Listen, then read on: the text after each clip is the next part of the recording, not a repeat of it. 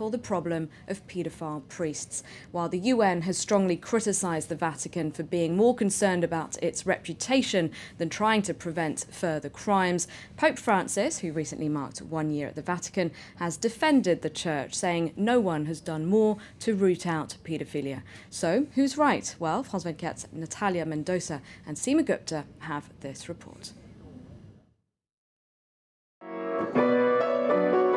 Music was always Giada Vitale's passion, but now it only brings back bad memories for this 18-year-old.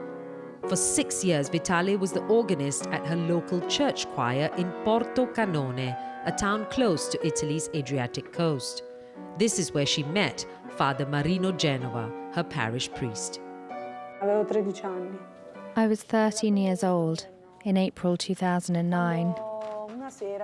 One night he called me and brought me to the church's sacristy. He closed the door and started to forcefully hug me and rub himself up against me on my body. The abuse was allegedly repeated for almost 4 years. He told me, "Come and help me with these church booklets." This was often his excuse.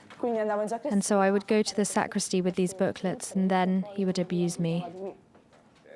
Vitale tried to commit suicide twice, but a year ago she came forward. With the help of Francesco Zanardi and his group representing victims of clerical abuse, Vitale filed a complaint with the authorities.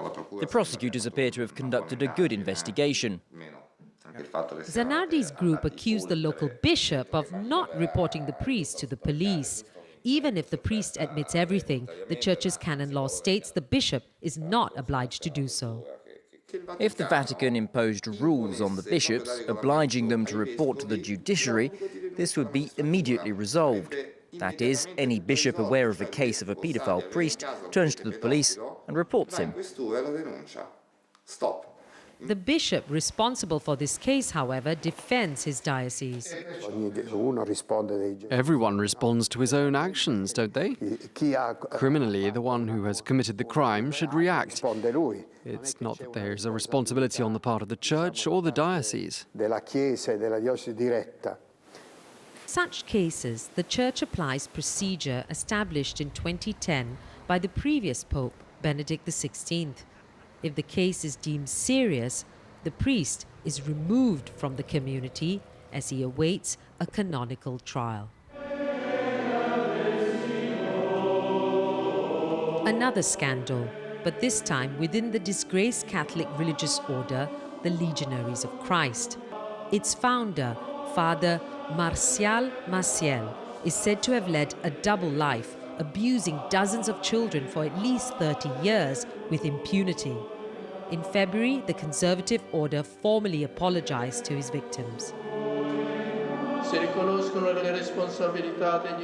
There is recognition of the responsibility of the superiors, particularly for the delay in which they acted, and we ask for the forgiveness of the victims of Maciel. After years of denial, the Church has decided to address the problem head-on. In Rome, the Pontifical Gregorian University is participating in a pioneering project. This is the first such psychological training for priests dealing with the issue of pedophilia. Here, the thorny issue is addressed without taboos and all questions are allowed. Let's imagine that the priest has abused a boy. Would you advise that parishioners know that he has been replaced, chased away because of this, precisely because of sexual abuse? It's important to inform other people because even in the new parish, the priest could continue to abuse other children. Priests from around the world are participating in this program. For a week, they will work on a course dedicated to the protection of children. A pilot project, but with its online component, it's already a global success. We have partners in Latin America, in Europe, in Asia and in Africa. And together with them, we're developing this program.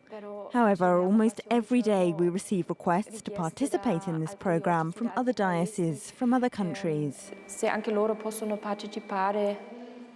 The program's aim? to confront past mistakes to prevent future cases of abuse. Father Christian Echeverry was ordained 14 years ago. For him, the psychological training is essential to his work as a priest.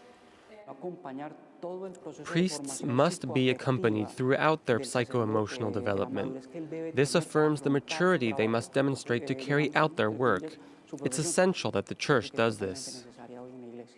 Father Hans Zollner is in charge of the seminar. He believes that these measures will only work to confirm religious vocations.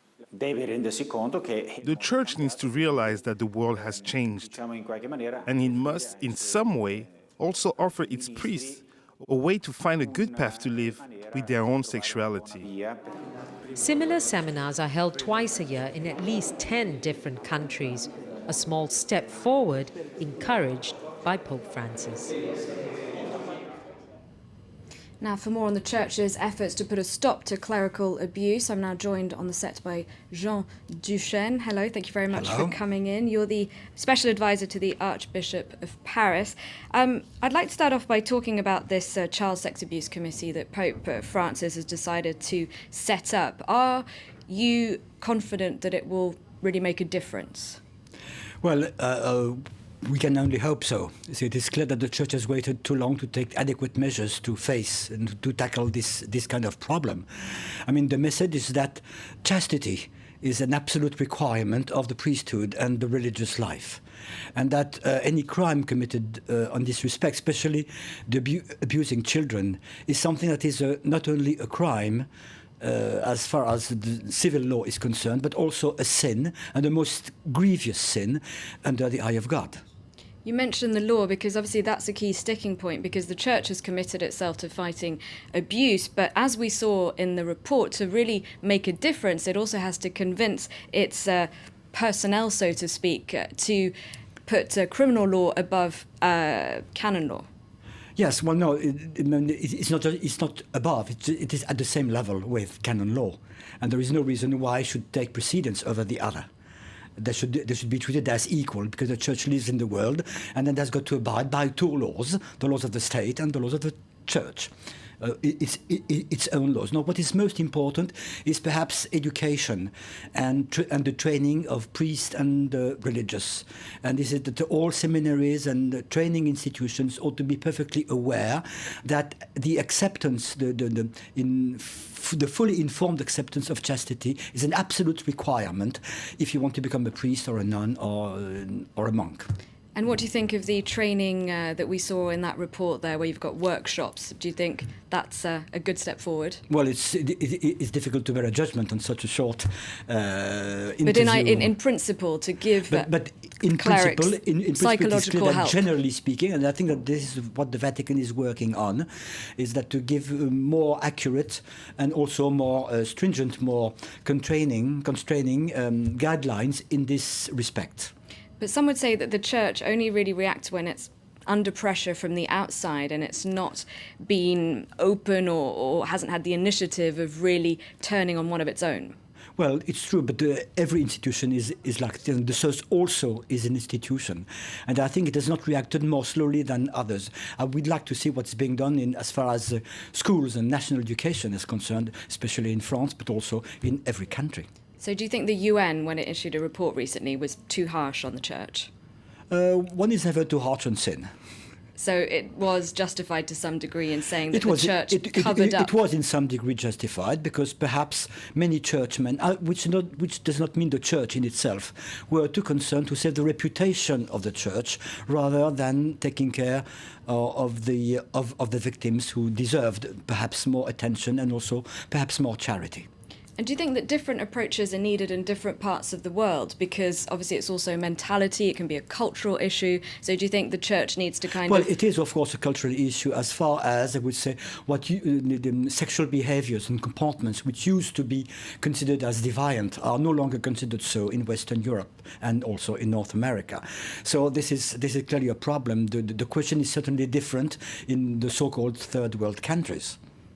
Now, what about letting priests marry, like in the Church of England? Would that really not be something that the Catholic Church would ever envisage?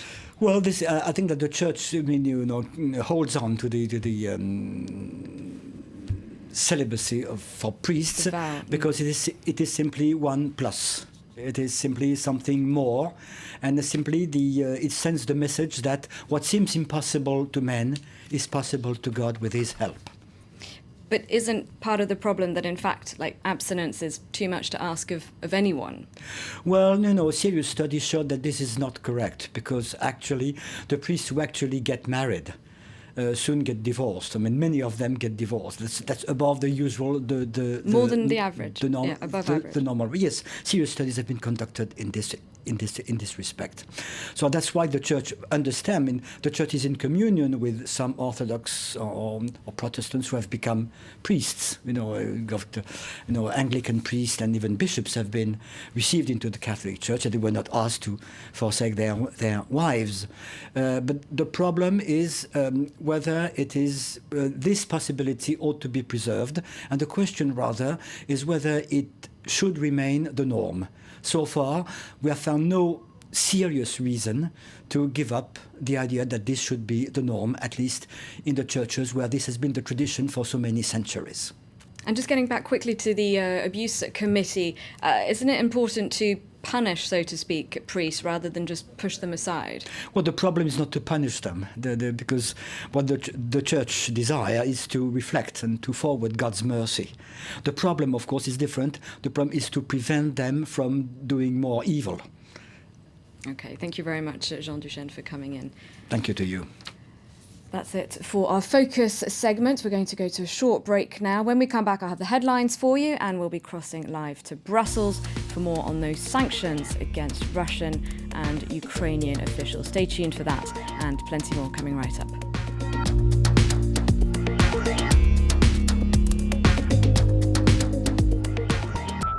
Beyond Business. Did drug companies write the book on mental health? In Beyond Business, we look at allegations they're trying to change the definition of mental illness for their own benefit. The issue has sparked a heated controversy that's dividing health professionals. Beyond Business, en France 24, en France24.com.